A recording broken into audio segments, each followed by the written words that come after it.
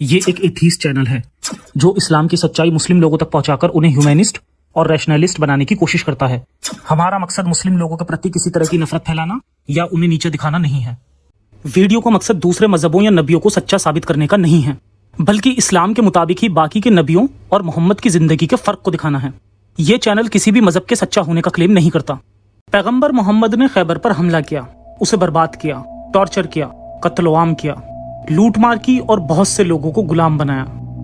इब्ने साद की अल तबकात अल कबीर जिल्द 2 पेज 134 से 137। उन्होंने उस पर हमला करने के लिए कोई तैयारी नहीं की थी। ये कहानी खैबर की जीत के बाद की है। खैबर पर हमला करके जीतने के बाद पैगंबर मोहम्मद और उसके सहाबा थकान और भूख महसूस कर रहे थे। एक ज़ैनब बिन्त अल हारिस नाम की यहूदी औरत पैगंबर के पास आई। या रसूलुल्लाह, क्या आप अपने लिए और अपने साहबाओं के लिए मेमने के गोश्त का खाना मुझसे बनवाना चाहेंगे? जरूर, मुझे खुशी होगी। मेमने का कौन सा हिस्सा आपको पसंद है? ओह, मैं मेमने के अगले कंधे को खाना पसंद करूंगा। ज़ैनब ने झटपट खाना बनाया।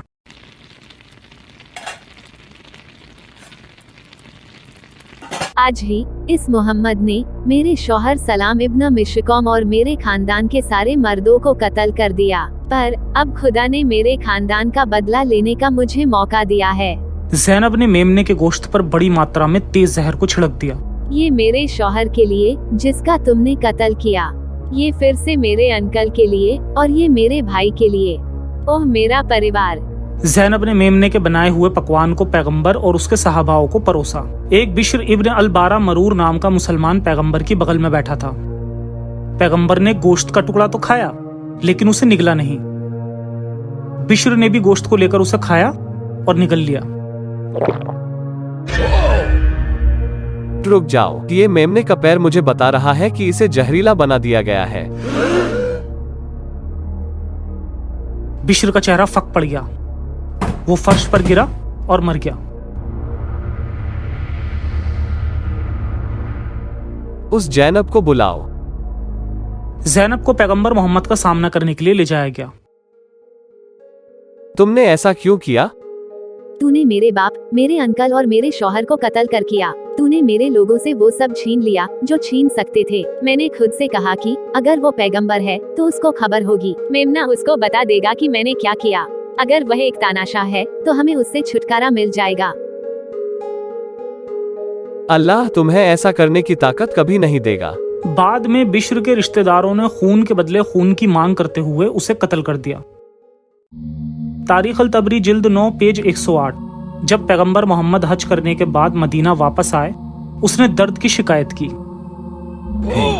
मोहम्मद के दर्द की शिकायत की खबर तेजी से फैलने लगी। आयशा, मुझे बहुत जोर से दर्द हो रहा है।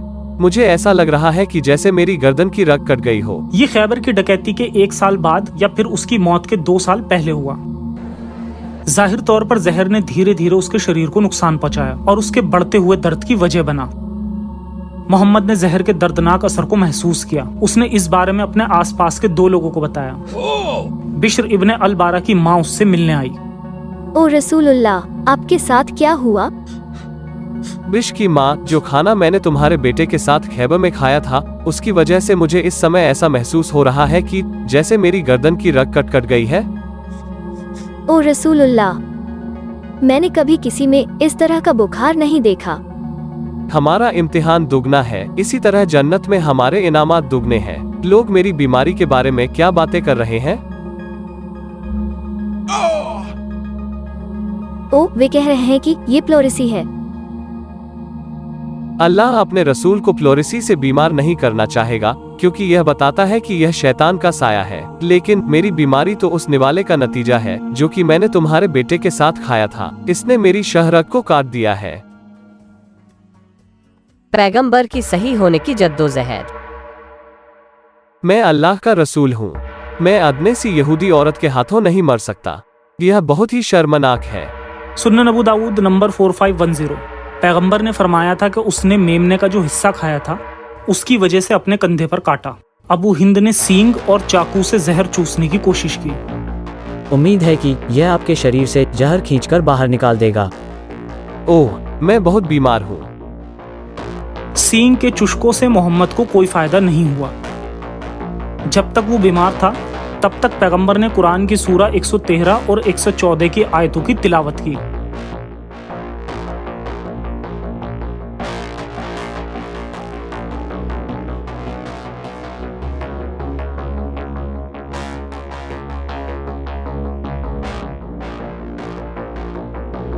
और तब उसने अपने चेहरे को रगड़ते हुए अपने शरीर पर दम किया। ये ठीक होने की एक कोशिश है।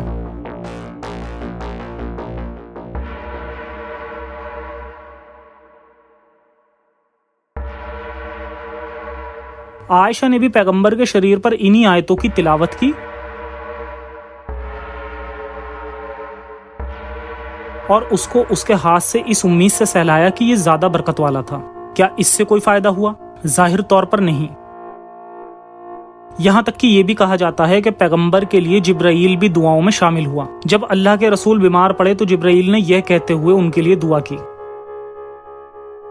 अल्लाह के नाम पर आपको जो चोट पहुंची है उसको सही होने के लिए और आपको सभी नफरत भरी बुरी नजरों से बचाने के लिए मैं इबादत करता हूं और आपको अल्लाह सही कर देगा। क्या जिब्राईल की दुआ से कोई फायदा हुआ?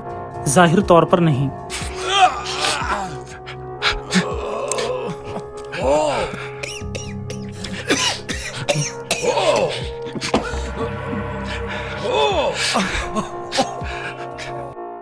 इब्ने हिशाम की सीरा नवाबिया पेज 679।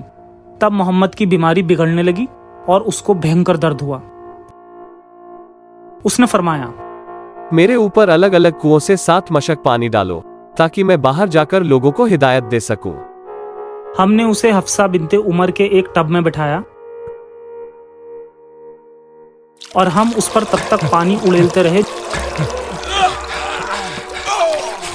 जब तक कि वो चिल्लाने ना लगा। बस करो, बस करो, बस करो, बोल रहा हूँ ना कि बस करो। तब उसकी कुछ बीवियां और उसके चाचा इब्ने अब्बास उसके पास इकट्ठे हो गए और इस बात पर सहमत हुए कि उसको जबरदस्ती दवा दी जाए। मुझे इसे जबरदस्ती दवा देने दो। हमें ये करना होगा। हाँ, हमें ये करना चाहिए। इसकी नाक को दबाते हुए इसे पकड़ कर रखो। इम्तिनान कर लेना कि वह इसे निगल लेता है, छोड़ना मत। मोहम्मद की हालत में कोई सुधार तो नहीं हुआ मगर वो बेहोश हो गया। जब उसको वापस होश आया तो वो नाराज था। मेरे साथ ऐसा सुलूक किसने किया? ये मैंने किया। ये दवाई औरतें एबिसिनिया से लेकर आई है। यही वो बीमारी है जिससे अल्लाह मुझे नहीं सताएगा।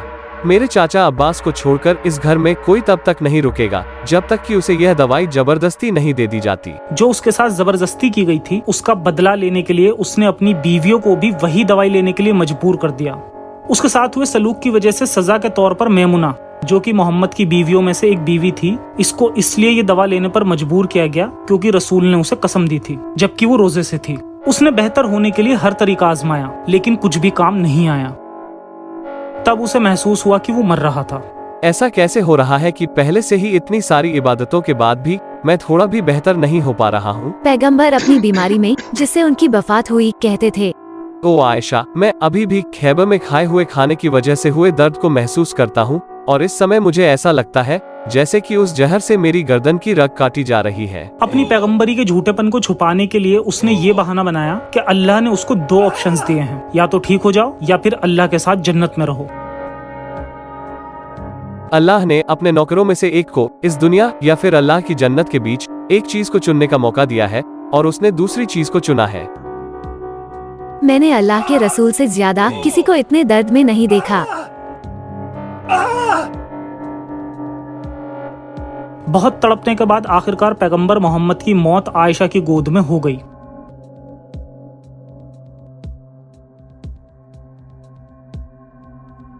सहाबाओं ने 3 दिन तक पैगंबर मोहम्मद को नहीं दफनाया। उन्होंने इस दौरान उसकी लाश को उसके कमरे में 3 दिन तक सड़ने के लिए छोड़ दिया। शायद उन्होंने सोचा था कि वो तीसरे दिन उसकी तरह फिर से उठ खड़ा होगा। किसकी तरह? क्या मेरी तरह?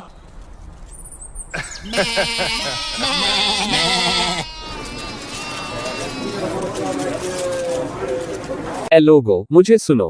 बेशक अल्लाह के रसूल की वफात हो गई है वह भी एक आम इंसान की तरह है और एक आम इंसान की तरह वह भी सड़ेगा। आओ लोगों, अपने साहबा को दफन कर दो। आखिरकार सहाबाओं ने पैगंबर मोहम्मद की लाश को दफना दिया। आइए ये जानने के लिए कि वो असली पैगंबर था या नहीं, उन इवेंट्स पर गौर फरमाते हैं जिनसे आखिरकार पैगंबर मोहम्मद की मौत हुई। जैसे कि ज़ैनब बिनते अल हरीस मानती थी, एक असल पैगंबर को अल्लाह की तरफ से पहले से ही जहर के बारे में बता दिया जाएगा, मगर एक ढोंगी को नहीं बताया जाएगा। मोहम्मद के साथ मुस्लिम भी इसी को मानते थे। यही वजह है कि मोहम्मद ने फरमाया, अल्लाह तुम्हें ऐसा करने की ताकत कभी नहीं देगा। मोहम्मद की मौत जहर की वजह से हुई। ये हकीकत साबित करती है कि अल्लाह अपने प्यारे नबी की हिफाजत नहीं कर सका, और ये भी कि मोहम्मद एक ढोंगी था। ज़ैनब ने अकेले अपने दम पर उससे छुटकारा पा लिया। दूसरा सबूत यह था कि मोहम्मद ने ठीक होने की बहुत कोशिश की थी, लेकिन उसकी सभी कोशिशें और दुआएं और इबादतें नाकाम साबित हुईं। ये पहली बार नहीं हुआ था कि उसकी दुआएं नाकाम साबित हुई थी। उसने अपने बेटे इब्राहिम की जान के लिए भी दुआ की थी, लेकिन कोई फायदा नहीं हुआ। उसकी अल शाम्बा बिनते अम्र अल गिफारिया नाम की एक बीवी ने देखा कि उसकी दुआएं बेकार थीं। इसलिए उसने पूछा, अगर आप सच्चे सच्चा नबी होते तो आपके बेटे की मौत नहीं हुई होती। क्या तेरी हिम्मत कैसे हुई? तलाक तलाक मोहम्मद तलाक। ने तब उसको तलाक दे दिया। उसकी पैगंबरी की सच्चाई पर सवालात उठाने के बाद भी वो खुशकिस्मत थी कि उसका सिर तन से जुदा नहीं किया गया। न केवल उसकी दुआओं ने कोई काम किया, बल्कि जिब्राइल और आयशा की दुआओं ने भी काम नहीं किया। अल्लाह ने अपने प्यारे रसूल को मौत के लिए नजरअंदाज कर दिया। मोहम्मद ने खुद को बरकती, पूरी इंसानियत के लिए रहमत और तमाम दुनिया में सबसे बेहतरीन शख्स होने का दावा किया, लेकिन उसकी मौत के हालात ये साबित नहीं करते। अल्लाह कहाँ था जब मोहम्मद को उसकी सबसे ज्यादा जरूरत थी? पैगंबर ने दावा किया था कि उसको ऐसा लग रहा था जैसे कि उसकी गर्दन की रग को काट दिया गया है। सही बुखारी 4428 में आयशा ने बयान किया, पैगंबर ने अपनी बीमारी में जिससे उनकी वफात हुई थी कहते थे कि ओ आयशा, मैं अभी भी खैबर में खाए हुए उस खाने की वजह से दर्द को महसूस करता हूँ, और इस समय मुझे ऐसा लगता है जैसे कि उस जहर से मेरी गर्दन की रग काटी जा रही है। यही लफ्ज कुरान सूरह अल हक्का आयत 44 से 46 में है, अगर ये नबी हम पर थोप कर कुछ बातें करता है तो जरूर हम उसका दाहिना हाथ पकड़ लेते और उसकी गर्दन की रग काट देते। तो अल्लाह क्या कहता है कि आयतों को गढ़ने पर मोहम्मद के साथ वो क्या करेगा? वो उसकी गर्दन की रग काट देगा। और मोहम्मद ने क्या कहा कि जहर ने उसके साथ क्या किया? उसने उसकी गर्दन की रग काट दी है। इसलिए नतीजा क्या है? मोहम्मद की मौत एकदम उसी तरह हुई जैसे कि अल्लाह ने फरमाया था, अगर वो आयतों को गढ़ता है। मोहम्मद की मौत पर मेरी 2 वीडियोस और हैं, जिनमें से एक में इस बात की पॉसिबिलिटीज पर भी बात की गई है कि शायद खैबर के जहर के बाद मोहम्मद की बीवियों ने भी मोहम्मद को और जहर देकर मारा था। दोनों वीडियोस के लिंक डिस्क्रिप्शन में मिल जाएंगे। हे अलशानबा, मैंने सुना है कि पैगंबर ने तुम्हें तलाक दे दिया है। हाँ, यह सही है।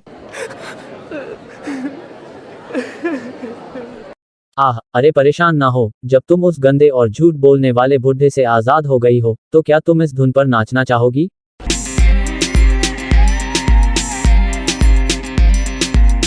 हजरत मोहम्मद जो होते सच्चे नबी नबी नबी, जहर का असर ना होता कभी कभी कभी कभी। गर्भशर के साथ साथ ही जहरीली बिरयानी खानी अल्लाह की मर्जी थी, तो फिर हजरत मोहम्मद ने क्यों की कोशिश इतनी ठीक होने की?